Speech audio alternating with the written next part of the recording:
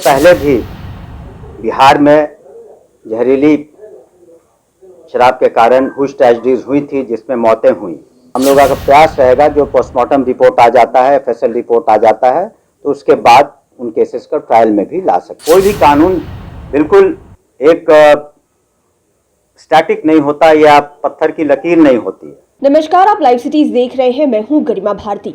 इन दिनों बिहार में जहरीली शराब का मुद्दा काफी गरमाया हुआ है और तरह तरह की बातें जहरीली शराब को लेकर हो रही है और सरकार पर सवाल भी खड़े हो रहे हैं कि आखिरकार पूर्ण शराबबंदी के बीच में ये जहरीली शराब आती कहां से है, जिसकी वजह से कई लोगों की जान लगातार अलग अलग इलाकों में जाती रही है। इसको लेकर आज प्रेस वार्ता बुलाई गई थी। मद्य निषेध विभाग के मंत्री सुनील कुमार ने कई सारी बातें कही है और जहरीली शराब के मुद्दे पर भी उन्होंने खुलकर अपनी बात रखी है। क्या कुछ कहा है, आप सुनिए। इस प्रेस ब्रीफिंग का उद्देश्य है कि कुछ भ्रांतियां फैलाई जा रही हैं।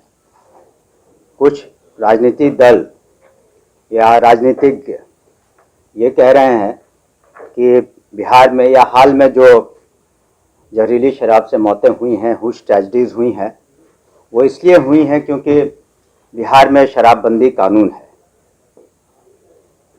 तो मैं स्पष्ट रूप से ये मानता हूँ और आप लोगों के बीच कहना चाहता हूँ और बिहार की जनता को भी कहना चाहता हूँ कि शराबबंदी, पूर्ण शराबबंदी और कुछ ट्रेजेडी से कोई रिश्ता नहीं है, कोई उसमें रिलेशनशिप नहीं है। ये एक गलत बयानबाजी हो रही है और जो लोग ऐसा कह रहे हैं वो सच्चाई से या आंकड़ों से अनभिज्ञ हैं। आपको हम बताना चाहेंगे कि 2016 में जब पूर्ण शराबबंदी लागू हुई तो उसके पहले भी बिहार में जहरीली शराब के कारण कुछ ट्रेजेडीज हुई थी जिसमें मौतें हुई। न सिर्फ बिहार में लेकिन अन्य राज्यों में जहां शराबबंदी प्रोहिबिशन नहीं है वहाँ भी कुछ ट्रेजेडीज हुई हैं। अभी हाल में ही आपने देखा होगा कि रायबरेली में भी कुछ ट्रेजेडी हुई है, वहाँ तो शराबबंदी नहीं है। तो मैं कुछ आंकड़ों को आपके सामने प्रस्तुत करना चाहूँगा बिहार पर जो हम लोगों ने स्टडी किया है। जैसे कि बिहार के बारे में हमने जो स्टडी किया है उससे जो आगे स्पष्ट रूप से सामने आए हैं कि भोजपुर में 2012-13 में 21 लोगों की मौतें हुई थी, गया में 12-13 में 12 लोगों की मृत्यु हुई थी, सारण जिले में 2012 में 6 लोगों की मृत्यु हुई थी जहरीली शराब पीने से, मोतिहारी शराब कांड में 5 लोगों की मृत्यु हुई, कैमूर शराब कांड 2019 कहते हैं। वो कोशिश करते हैं कि पुलिस से और प्रशासन से आगे रहें। तो हम लोगों ने भी ये एक जरिया टेक्नोलॉजी का इस्तेमाल किया है और इसको और व्यापक तौर पे हम लोग करेंगे ताकि सही मैसेज जा सके और जो उसमें सुदूर क्षेत्र में छुप छुपा करके इस तरह की बात होती है उसमें कार्रवाइयाँ हों, गिरफ्तारियाँ हों। हाल में जो दुखद घटनाएं नालंदा में या छपरा में हुई हैं उसमें भी बहुत सारी गिरफ्तारियां हुई हैं, किंगपिन्स पकड़े गए हैं और हम लोगों का प्रयास रहेगा जो पोस्टमार्टम रिपोर्ट आ जाता है, एफएसएल रिपोर्ट आ जाता है, तो उसके बाद उन केसेस को ट्रायल में भी ला सकें। और अब शराबबंदी कानून में संशोधन की बात हो रही है, एक एक करके कृपया। शराबबंदी कानून में कहा जा रहा है कि संशोधन की बात हो रही है, बयानबाजियां हो रही है, तो क्या लगता है ऐसी कुछ तैयारी कर रहा है मद्य निषेध विभाग? देखिए, जब भी कानून बनता है और ये तो एक सामाजिक कानून है, एक सोशल रिफॉर्म के चलते ये कानून बनाया गया। कोई भी कानून बिल्कुल एक स्टैटिक नहीं होता या पत्थर की लकीर नहीं होती।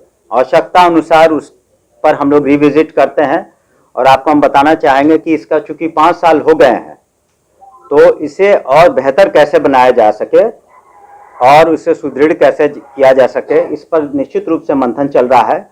और कुछ जो इसमें बदलाव आएगा वो अभी विचार विमर्श की स्थिति में है, क्योंकि एक्ट में जब भी आप किसी तरह का संशोधन करेंगे तो उसको लीगली हम लोग को वेट करना पड़ेगा ताकि कानूनन रूप से वो सही हो सके। तो कुछ विचार विमर्श जरूर चल रहे हैं और आने वाले समय में हमको लगता है महीने 2 महीने में इसके जो परिणाम आएंगे हम आपके सामने में रखेंगे। लेकिन अभी हर चीज पर कहना पहले से बगैर लीगल वेटिंग के उचित नहीं होगा। लेकिन ये कहना आपका सही है कि हम लोग जरूर विचार विमर्श कर रहे हैं कि कानून को और बेहतर कैसे बनाया जा सके। क्योंकि सुप्रीम कोर्ट ने भी कई दफे टिप्पणी की है शराबबंदी कानून पर, हाई कोर्ट में काफी सारे केसेस पेंडिंग है, तो लगता है कि हाँ इसकी जरूरत है।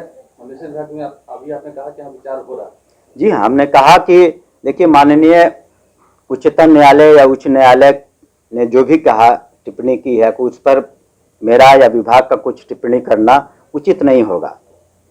लेकिन हम लोग अपने तौर पे भी कुछ समय से इस पर विचार विमर्श कर रहे हैं और हम समझते हैं महीने 2 महीने के 1.5 महीने के अंदर जो भी अगर परिवर्तन होते हैं तो वो हम आपके सामने जरूर रखेंगे। तो आपने मद्य निषेध विभाग के मंत्री सुनील कुमार को सुना। उन्होंने कहा है कि ये जो ट्रेजेडीज हो रही हैं बिहार में जहरीली शराब को लेकर और पूर्ण शराबबंदी, इनका आपस में कोई लेना देना नहीं है, क्योंकि ये इतिहास रहा है कि बिहार में शराबबंदी के लागू होने से पहले भी जहरीली शराब को लेकर कई सारी मौतें हुई है। तो सरकार पर दोषारोपण करना ठीक नहीं है। सरकार अपने स्तर पर जांच कर रही है। कहा जा रहा है कि कई सारे लोग पकड़े गए हैं और फिलहाल इंतजार किया जा रहा है पोस्टमार्टम रिपोर्ट का और एफएसएल की रिपोर्ट का। इसके बाद इसे ट्रायल पर लिया जाएगा और अच्छी तरह से जांच करके इस पूरे मामले का उद्भेदन किया जाएगा। देखना होगा कि आखिरकार ये पूरी प्रक्रिया कब होती है और जो लोगों की मौत हुई है उनके परिवार वालों को इंसाफ कब तक मिल पाता है। लाइव सिटीज के साथ आप बने रहें, हमारे चैनल को सब्सक्राइब करें।